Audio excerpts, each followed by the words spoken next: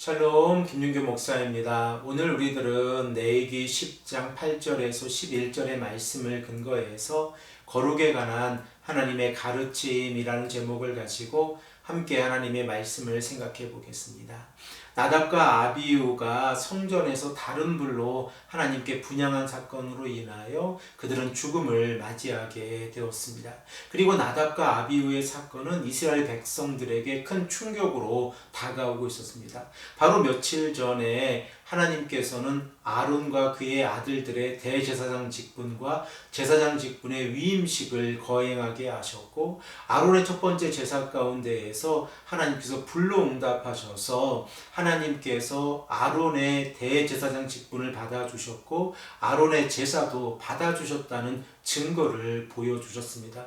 그러므로 이스라엘 백성들은 하나님께서 자신들의 제사를 받아주신다고 하는 기쁨 가운데에서 축제의 분위기로 있었습니다. 바로 그때에 나답과 아비후가 하나님 앞에서 순종하지 아니하였을 때에 그 결과는 하나님의 거룩을 파괴하게 되어졌고 그들은 죽음을 맞이하게 되었습니다. 이로 인하여 오늘 본문 말씀 8절에서 11절의 말씀을 보면 하나님께서 모세를 통하지 아니하고 직접 아론에게 말씀하고 계신 내용이 기록이 되어져 있습니다. 이 시간에 8절과 9절의 말씀을 한 목소리로 읽겠습니다. 여호와께서 아론에게 말씀하여 이르시되 너와 내 자손들이 회막에 들어갈 때에는 포도주나 독주를 마시지 말라. 그리하여 너희 죽음을 면하라. 이는 너희 대대로 지킬 영원한 규례니라.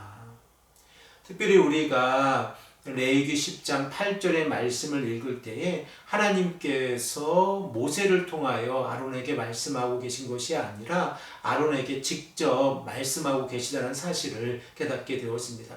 성경에서 하나님께서 직접 아론에게 말씀하고 계신 내용은 출애굽기 4장 27절의 말씀으로 하나님께서 아론에게 모세를 맞이하라 라고 하는 말씀이 있습니다. 그리고 다른 곳에서는 하나님께서 모세와 함께 아론에게 말씀하셨는데 오늘 본문 말씀 10장 8절의 말씀을 보면 하나님께서 이 포도주와 독주를 금하라 라고 하는 제사장들의 규례에 관하여 직접 아론에게 말씀하고 계시다는 사실을 우리가 깨닫게 되었습니다. 그러면 우리들은 만일 제사장의 이 가족들이 하나님 앞에서 성전에 들어갈 때에 포도주나 독주를 마시게 되어지면 어떠한 결과로 나오는지를 생각해 보면 그 결과가 죽음이라는 사실을 깨닫게 되었습니다. 그러면 하나님께서 아론에게 직접 이 사실을 말씀하고 계시다는 사실을 생각을 해보면 하나님 앞에서 거룩이 얼마나 소중한지를 다시 한번 깨닫게 되었습니다. 그리고 또한 우리가 생각을 해보아야 하는 것은 나답과 아비후의 죽음과 관련해서 레위기 10장 9절의 말씀이 연결이 되어져 있다고 하는 일부 학자들의 의견이 있습니다. 그들의 의견을 인용을 해보면 나답과 아비후가 하나님 앞에서 성전에 들어가서 여호와 하나님 앞에 분향할 때에 다른 불을 사용한 이유가 나답과 아비후가 술에 취해 있었기 때문이다 라고 주장을 합니다. 그러나 이러한 주장을 뒷받침할 수 있는 성경적인 근거가 전혀 없다는 사실을 우리가 생각해 볼 수 있습니다. 그러면 하나님께서 이렇게 이 제사장의 가족들에게 성전에 들어갈 때에 포도주나 독주를 금하라고 하신 이유가 무엇입니까? 우리 이 시간에 10절의 말씀과 11절의 말씀을 읽겠습니다. 그리하여야 너희가 거룩하고 속된 것을 분별하며 부정하고 정한 것을 분별하고 또 나 여호와가 모세를 통하여 모든 규례를 이스라엘 자손에게 가르치리라. 하나님께서 아론에게 이렇게 직접 말씀하고 계신 그 내용이 무엇입니까?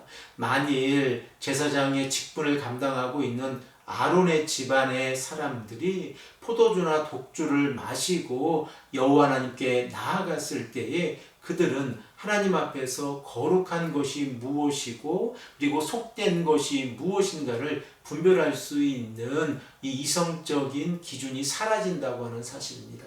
또한 부정한 것과 정한 것을 구별할 수 있는 능력도 사라지게 된다는 사실을 우리가 생각을 해볼 수 있습니다. 그러면 우리들은 하나님 앞에서 거룩한 것을 어떻게 정의할 수 있습니까? 거룩한 것이라는 것은 하나님과 관련된 용도로 사용이 되어지는 사람과 사물 모두를 의미합니다. 그리고 이렇게 하나님 앞에 드려지는 모든 것들은 하나님 앞에서 거룩해야 한다는 사실을 우리가 잘 알고 있습니다. 그러면 속된 것은 무엇입니까? 속된 것이란 매일의 일상의 삶 속에서 사용이 되어지는 정상적이고 일상적인 것을 의미합니다. 그러므로 속된 것은 거룩한 것은 아니지만 부정한 것도 아니라는 사실을 우리가 생각을 해 볼 수 있습니다.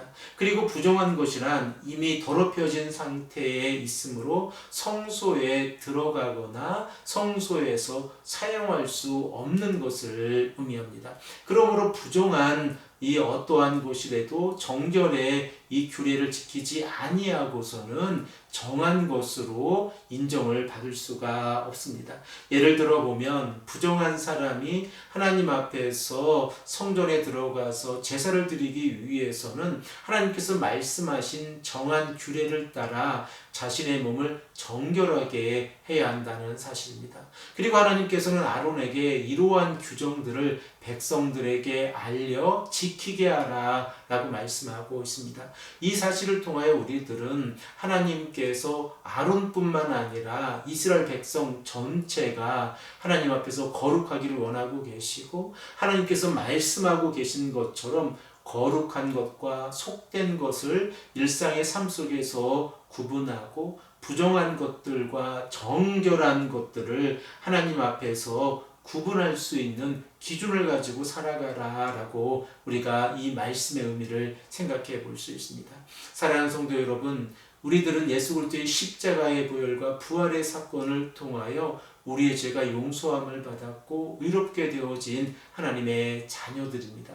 그러므로 우리들은 하나님 앞에서 거룩한 삶을 살아가야 하는데 매일의 일상의 삶 가운데에서 우리의 삶이 하나님 앞에서 거룩한지 이 아침에 다시 한번 생각해보고 하나님께서 원하시는 거룩한 삶을 살아갈 수 있는 귀하고 복된 성도님들이 되시기를 간절히 축복합니다.